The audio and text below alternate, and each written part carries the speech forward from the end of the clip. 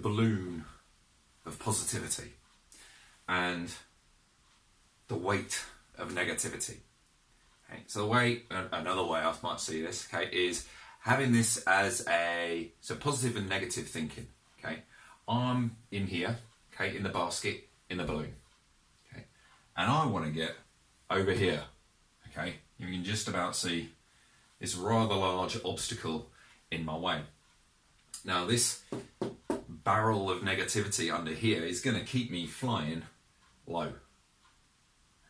I'm not going to be able to get past this guy, let alone this massive obstacle here. Okay. Positive thinking might get me there. So positive thinking, what that's going to do, that's going to turn the gas on in my hot air balloon. It's going to help raise me up that little bit higher. Okay, so I might be able to positive think my way out of this situation, okay, and get over there, but I'm not going to be able to positive think my way past this massive obstacle. So what do I need to do? Okay, well, the way I see it is that I want to make my negative bucket as small as I can make it. I want to make that tiny. I want to make that minuscule. Okay, so that way I don't need to add any more positive thinking to my day. One, it will happen naturally anyway. If I diminish this, I've got much more opportunity to have larger, more positive thoughts and raise me up so that I can get over that obstacle. So if I diminish my negativity bucket first, I don't need to have more positive thoughts. I don't need to go positive thinking, positive thinking, positive thinking, positive thinking, positive thinking all day, every day, just to help me get overcome small obstacles. Okay? Because I don't have the weight that is dragging me down. I'm going to be able to move on and do the things that I'm going to need to do to help me get over the biggest obstacles. Don't worry too much about positive thinking. Think more about diminishing and deleting and erasing your negative thinking. I do show you how to do that in other videos, okay? It's called an I can't, I won't form based on the work of Dr. David Hawkins. I also have another form called the wants and desires, again based on the work of Dr. David Hawkins. It is my interpretation of this, okay, of what he talks about in his books, across all of them really, okay, but the key one there is Power versus Force and Letting Go, okay, the two key books in the series of books there. It is about diminishing negative thinking, not about overpowering it with positive thoughts. Because if I don't ever work on my big bucket here, there's a limit as to how much positive thinking I can do before my bubble bursts and I'll come crashing down to the ground. And if my bubble bursts, okay, because I've gone positive think, positive think, positive think, positive think, I'm stressed, I'm worried, I'm panicking, and eventually my balloon, my positive balloon will burst. I'm going to come crashing down to the ground with a big bump. And my little man in the basket there, if you could just about see him, he's not going to be doing too good. Okay? And maybe his family and his friends and his colleagues and anyone who works for him or with him isn't going to be doing too good either. You can only positive think your way out of a certain amount of trouble. You cannot positively think your way out of all of your troubles.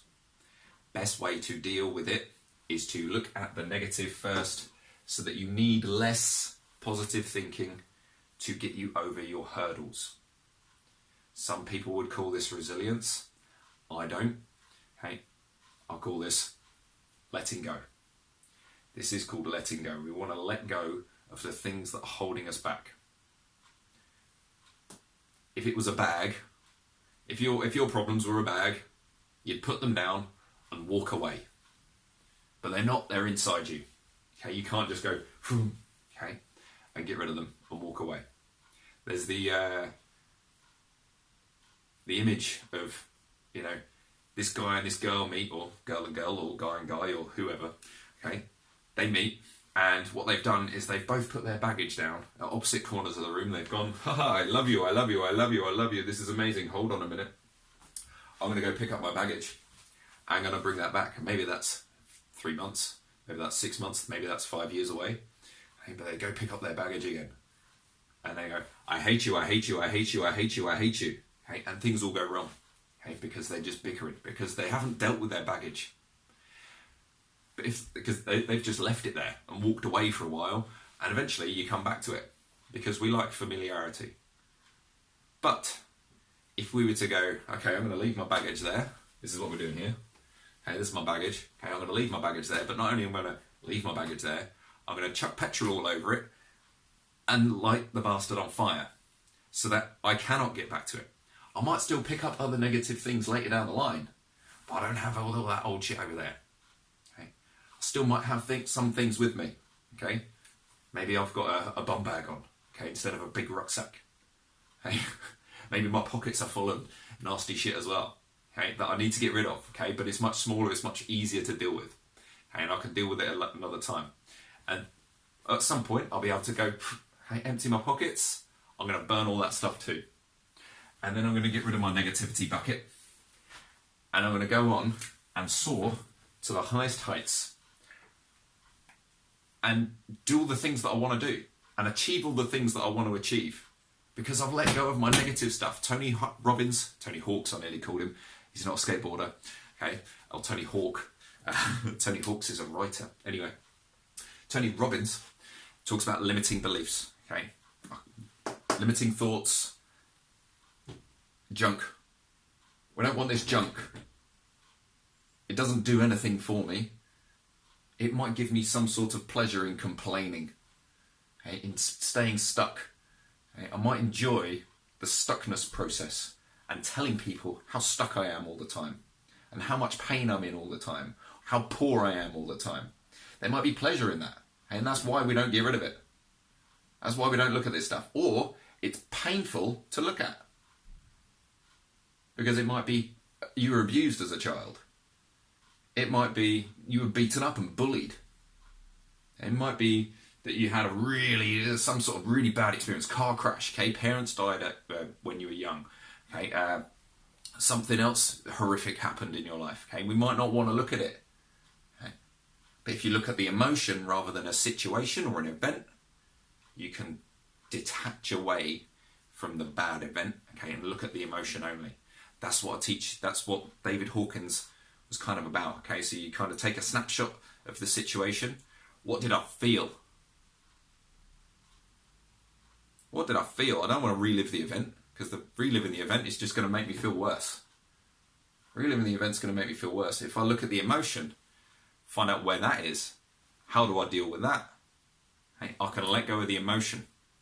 And if I let go of the emotion for that one, maybe really horrible situation, you might want to train to get up to horrible situations and just look at your everyday minor stuff first. Hey, look at the everyday minor stuff, and then the big stuff that maybe came before, if it happened, is then easier to deal with because you've already chipped away at it. Anyway, so if you look at the emotion, you're diminishing the emotion about every event where you had that emotion, rather than looking at it situationally, and you have to look at every single situation, which might happen on a daily basis. But if you look at each emotion, okay, there's only a certain number of emotions you can have. Okay, there's nuances within each emotion, but there's only certain emotions you can have. You can have different situations every day, hundreds of them. Okay? And you can have different outcomes every day, hundreds of them. Okay? And you can think about future outcomes. And again, there might be hundreds of future outcomes to each event. But you've only got a certain number of emotions. Deal with the emotion. The thoughts will take care of themselves, because you will have fewer negative thoughts and more positive thoughts. And your positive thoughts will be able to take you higher and further than before. Use the I can't, I won't worksheet. Okay, I can help in other ways, physically, mentally, emotionally. I can coach you through this stuff. Look out for my journal coming soon. It might already be here, if depending on when I post this and edit it, everything. It might already be on Amazon, so look out for that. I'll send you a link if it's already there.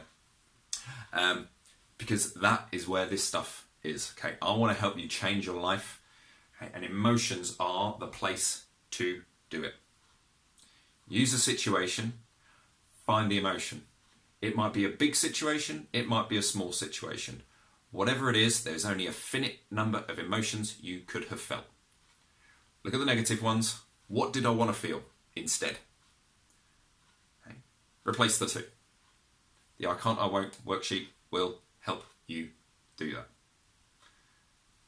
Have a great day. Like, subscribe, do whatever you want. To be honest, it doesn't really matter. I just want to help you, okay? And if you're here, you can ask me questions, you can comment, and let me know what's helped you best out of this video, another video, whatever. Have a great day.